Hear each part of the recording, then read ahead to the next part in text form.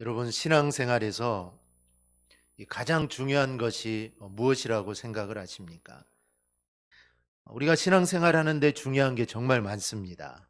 예배도 중요하고 기도도 중요하고 교제, 선교, 전도, 성경 읽기 등 중요한 것이 정말 많습니다. 하지만 이런 것보다 더 중요한 것은 순종이라고 생각을 합니다. 다른 무엇보다도 하나님이 정말 좋아하시기 때문입니다. 성경에 나오는 인물들을 우리가 두 부류로 나누어 본다면 하나님 말씀에 순종한 사람과 하나님 말씀에 불순종한 사람으로 나눌 수 있을 겁니다. 그리고 순종하는 사람은 하나님의 복을 받았고 순종하지 않는 사람은 하나님의 심판을 받았습니다. 우리는 사울과 다윗의 삶을 통해 우리는 잘 알고 있습니다. 그만큼 신앙생활에서 순종은 정말 중요합니다. 그래서 믿음이 좋은 사람의 척도는 다른 무엇보다도 얼마나 순종을 잘하는가로 우리가 잴 수가 있습니다. 순종을 잘하는 사람은 믿음이 단단한 성도요. 순종을 잘하지 못하는 성도는 믿음이 연약한 성도일 겁니다. 왜냐하면 믿음이라는 것은 눈에 보이지 않습니다.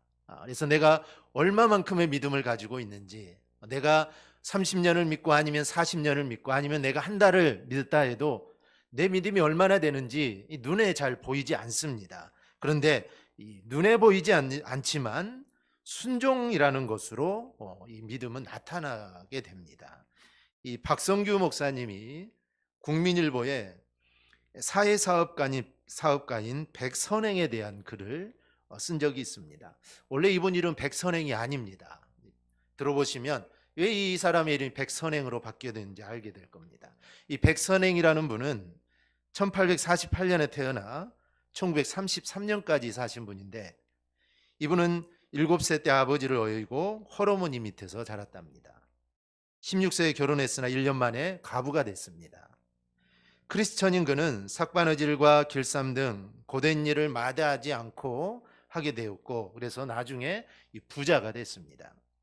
1917년 땅 거래꾼이 어느 날 나타나 가지고 아주 좋은 땅이 있으니 그 땅을 사라면서 아주 끈질기게 매달립니다. 이 끈질기게 매달리는 것은 뭔가 좀 이상한 겁니다. 끈질기게 매달리는데 이 백신은 현지 답사도 하지 않고 거액을 주고 그 사람을 믿고 대동강 건너편에 만달산이라는 곳을 삽니다. 그런데 알고 보니 풀 한 폭이 없는 돌산이었습니다. 돌산을 거대한 금액을 주고 산 겁니다. 평양 시내에는 백가부가 망했다는 소문이 퍼지기 시작합니다. 백신은 이 모든 것들이 자기 탓으로 여기고 늘 하던 대로 콩나물 장사, 누에치기, 명주옷 만들기를 평상시처럼 하게 됩니다. 그런데 얼마 후에 이 땅을 팔았던 사람이 다시 나타나 가지고 그 땅을 내가 좋은 값을 줄 테니까 자기한테 다시 팔라는 겁니다. 그래서 이 백신은 사기당한 거는 나로 족하지 다른 사람까지 손에 입히고 싶지 않다라고 하면서 거절을 했는데, 어느 날 이 돌산을 사려는 또 다른 사람이 자기가 이 돌산을 사겠다고 이렇게 나오게 됩니다. 그 사람은 시멘트 사업가인 일본인 오노다라는 사람이었습니다. 알고 보니 그 산은 시멘트 제조에 필요한 석회선 산이었다는 것입니다. 돌산인 줄 알았는데 그 안에 석회석이 가득 있는 산이었습니다. 오노다의 간청에 그녀는 20배 넘는 가격으로 그 돌산을 다시 되팔게 됩니다. 사람들은 믿음으로 사는 백가부를 하나님이 도와주셨다라고 이렇게 말을 합니다. 그곳에는 우리나라 최초의 시멘트 공장이 세워지게 됩니다. 남에게 손해 끼치지 않으려는 정직한 자에게 주시는 하나님의 위로였습니다. 그런데 이분이 유명해진 것은 이것 때문이 아닙니다. 나눔을 적극 실천했기 때문에 이분이 유명합니다. 사제를 털어서 교회당과 학교를 세웠고 장학재단을 설립합니다. 1908년에 다리가 없어서 주민이 불편해하는 것을 보고 평안남도 대동군에 백선교를 세웠습니다. 1923년에는 조만식 장로의 자문을 받아서 광성학교, 창덕학교, 숭인상업학교에 후원금을 기부를 합니다. 땅이 없어 어려움에 처한 평양 숭연학교에 토지 2만 6천 평을 기부하게 됩니다. 그러니까 평생 기부한 금액은 현재 가치로 316억 원에 달한다고 합니다. 그래서 사람들은 그를 백가부 대신 선행으로 불러줍니다. 그래서 이 사람의 이름이 백선행이 이렇게 된 겁니다. 그는 이렇게 말합니다. 돈이란 써야 돈값을 한다. 쓰지 않는 돈은 모아서 무엇에 쓰려는가. 85세 나이로 세상을 떠날 때 그는 돈 한 푼 남기지 않았다고 합니다. 백선행의 장례식은 한국 여성 최초로 사회장으로 치렀습니다. 장례식에는 1만여 명이 운집해 이 가부의 죽음을 추모했습니다. 300개의 화환과 만장이 들어선 장례 행렬은 2km나 됐습니다. 평양 시민의 3분의 2인 약 10만 명이 거리로 나와 이 장례를 함께 했습니다. 17의 가부가 되었기 때문에 그녀에게는 아들이 없습니다. 하지만 그를 어머니로 섬기는 수많은 청년들이 있었습니다. 이 백선행은 자본가이자 기독교 신자였습니다. 그럼에도 불구하고 2006년 7월 평양에는 그녀의 기념비가 복원됐다라고 이렇게 말을 합니다. 이러한 삶을 한마디로 초심을 지킨 사람이다라고 말할 수가 있습니다. 주님을 향한 그 마음으로 사람들을 사랑한 사람이다. 우리가 이렇게 말할 수 있습니다. 오늘 우리는 예후를 다시 한번 살펴보는데, 예후는 하나님의 부르심을 받았지만 그에게 내려진 명령은 별로 유쾌한 명령은 아니었습니다. 아합 왕가를 다 죽이고 요람도 죽이고 심지어 남유다의 아하시아 왕도 죽이고 그 후손까지 다 죽이는 일을 예후가 맡게 됩니다. 그럼에도 예후는 이것이 바로 하나님의 심판이라는 것을 알고 그는 실행을 합니다. 그렇게 하는 것이 하나님의 공의를 실현하는 일이라고 믿고 행합니다. 바로 이것이 바로 순종입니다. 내용은 다르지만 결혼한 지 1년 만인 17살의 가부가 되어 주님이 가르치는 삶을 성실히 따랐던 이 백선행의 여사의 삶도 사실 순종의 삶이라고 우리가 볼 수가 있습니다. 하나님 말씀에 대한 순종함이 없었다면 그렇게 살 수가 없었을 겁니다. 그런데 하나님 말씀에 대한 순종하는 마음으로 그는 평생 그렇게 살아갔던 겁니다. 예후는 북이스라엘의 10번째 왕입니다. 28년간 나라를 다스립니다. 요람의 군대 장관이었던 예후는 왕의 부름을 받고 오므리 왕조의 마지막 왕인 요람을 죽이고 왕위에 오르게 됩니다. 그리고 아합 왕가의 사람들을 찾아서 죽이고 이세벨도 죽입니다. 이 예후가 이런 일을 행한 것은 하나님의 심판은 반드시 있다는 것입니다. 아합과 이세벨이 얼마나 악한 짓을 많이 했습니까? 그래서 그 당시에는 하나님도 없고 심판도 없다라고 사람들이 알았지만, 그러나 하나님의 심판은 분명히 있다는 것을 예후를 통해 알려주시고, 그리고 심판은 무섭다는 겁니다. 이 심판은 그냥 가볍게 지나가는 것이 아니라 이 심판은 정말 무섭다라는 것을 알려주기 위함입니다. 우리가 새벽에 출애굽기를 보는데 지금 율법에 관한 부분을 봅니다. 이렇게 하는 사람 반드시 죽이고, 또 이렇게 하면 뭐 4배를 갖고 5배를 갖고 뭐 이런 율법에 관한 내용들이 출애굽기 10계명 뒤에 계속해서 나옵니다. 이 모든 것들도 하나님의 심판이 정말 무섭다는 것입니다. 그러니 너희가 그렇게 살아서는 안 된다. 하나님의 심판이 무서우니 그렇게 살아서는 안 된다는 겁니다. 그런 말씀들을 하나님은 계속해서 하고 계십니다. 우리가 지난 2시간 동안 예후의 이런 모습을 살펴보았는데, 오늘은 예후의 마지막 시간으로 예후의 나머지 행적과 그의 마지막 모습을 한번 살피려고 합니다. 먼저 예후는 바알 숭배자들을 진멸합니다. 우리가 예후가 종교개혁을 했다고 하는데 그 중에 하나가 바알 숭배자들을 죽인 겁니다. 열왕기하 10장 18절을 보면은 아합은 바알을 조금 섬겼으나 예후는 많이 섬기리라 이렇게 말을 합니다. 어느 날 예후가 백성을 모아놓고 이렇게 말을 한 겁니다. 아합이 얼마나 바알을 섬겼습니까? 근데 아합에 비하면 나는 아합보다 바알을 더 잘 섬기는 사람이다. 아합은 나의 상대가 되지 않는다. 나는 그렇게 바알을 정말 잘 섬기는 사람이다 라고 이렇게 말을 합니다. 그리고 19절 이렇게 말합니다.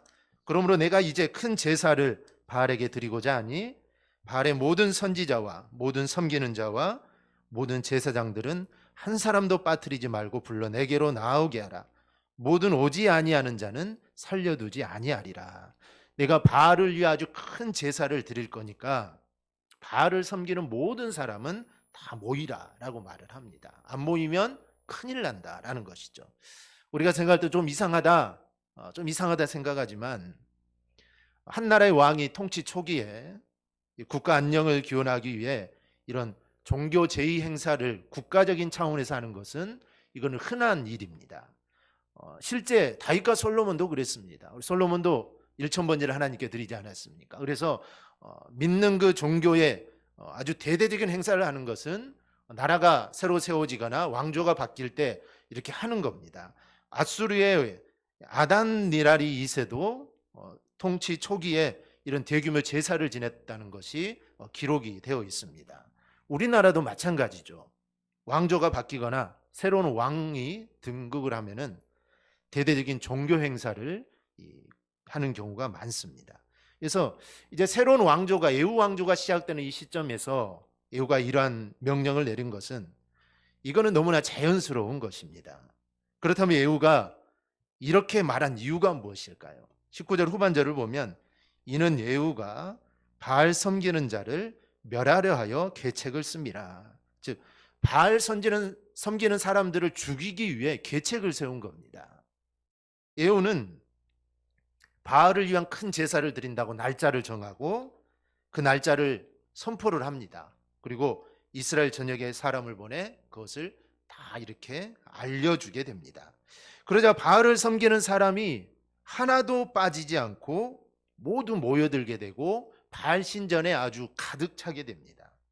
바알 섬기는 사람들 입장에서 아주 신이 났습니다. 아주 신이 났죠.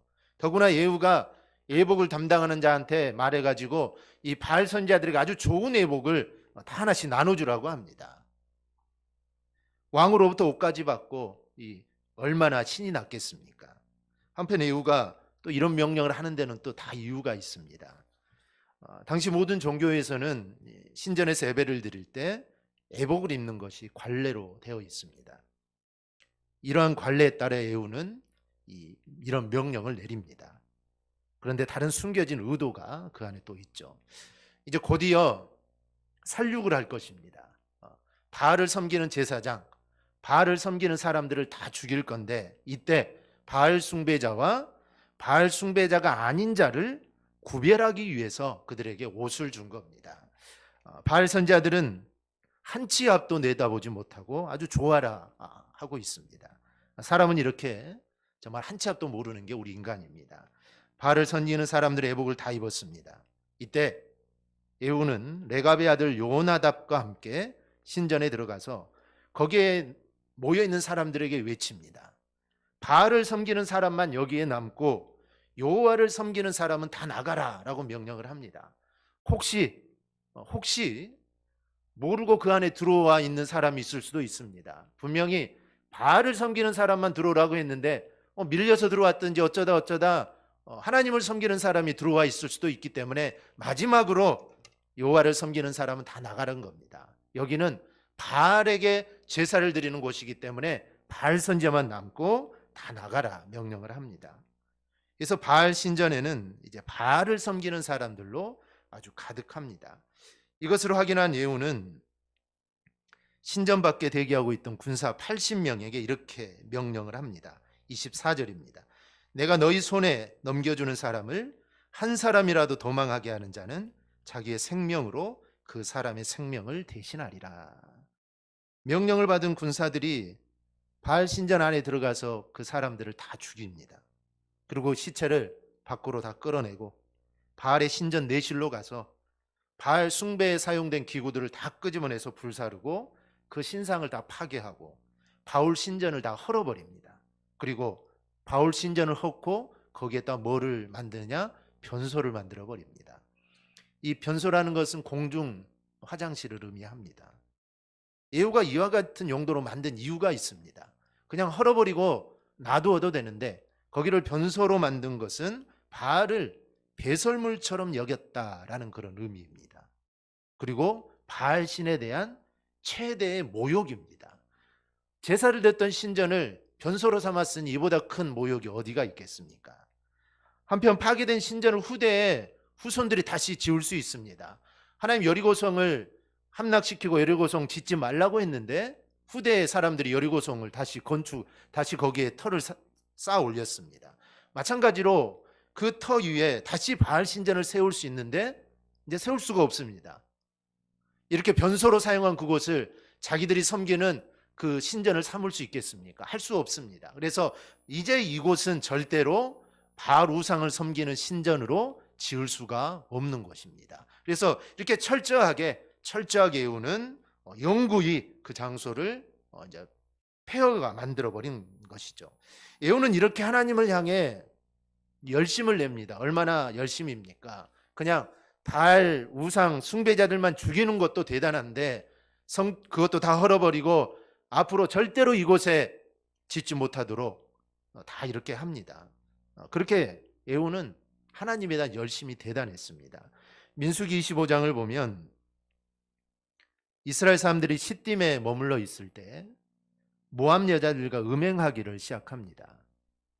모압 여인들은 이스라엘 사람들을 자기 신들의 제사에 초대하고 여인들의 유혹에 넘어간 이스라엘 사람들은 그들의 재물을 먹고 그 신들에게 절을 합니다. 재물을 먹고 절을 하는 것도 정말 하나님이 싫어하는 건데 그 당시 이방 신들의 제사에는 항상 음행이 함께합니다. 그렇기 때문에 이스라엘 남자들이 우상 숭배하는 제사에 들어가 음행을 하고 재물을 먹고 그 신들에게 절을 합니다. 당연히 하나님이 진노하시겠죠. 이것을 보고 하나님이 진노하십니다. 4절을 보면 여호와께서 모세에게 이르시되 백성들의 수령들을 잡아 태양을 향하여 여호와 앞에 목매어 달라. 그리하면 여호와의 진노가 이스라엘에게서 떠나리라. 백성의 수령을 다 잡아서 다 죽여야만 하나님의 진노가 떠날 것이다 라고 말을 합니다.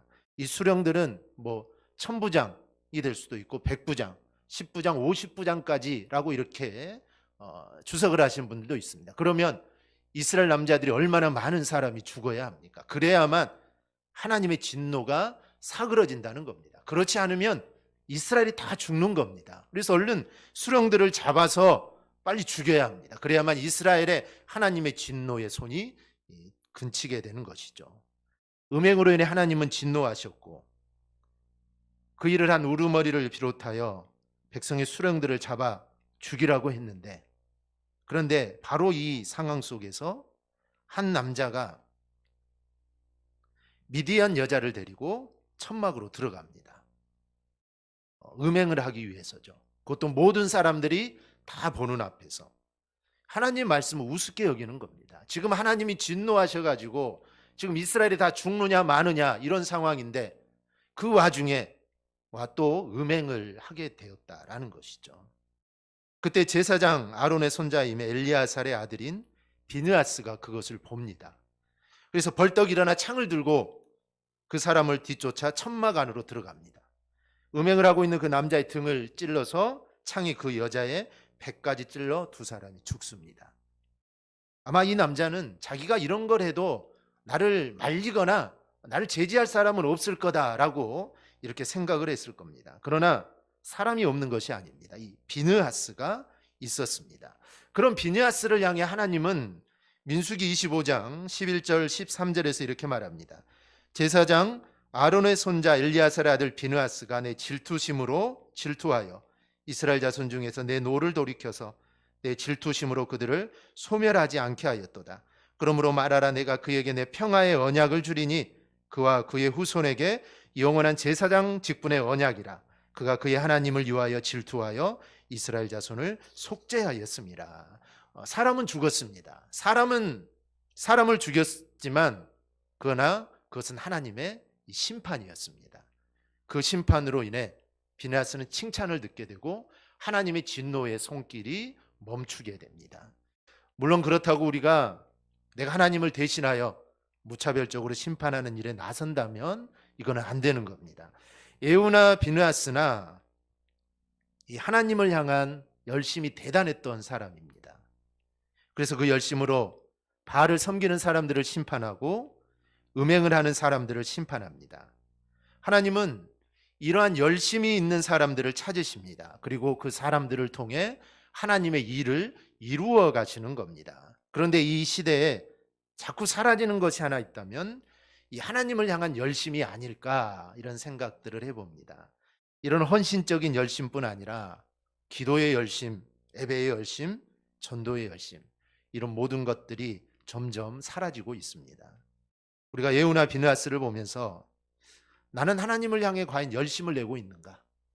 내가 하나님을 향해 내가 열심을 내고 있는가? 내 자신을 한번 우리가 돌아봐야 합니다. 그리고 이러한 열심이 사라졌다면 우리 다시 한번 회복되어지는 은혜가 있기를 주님의 이름으로 축원합니다. 두 번째는 예후의 마지막 모습입니다.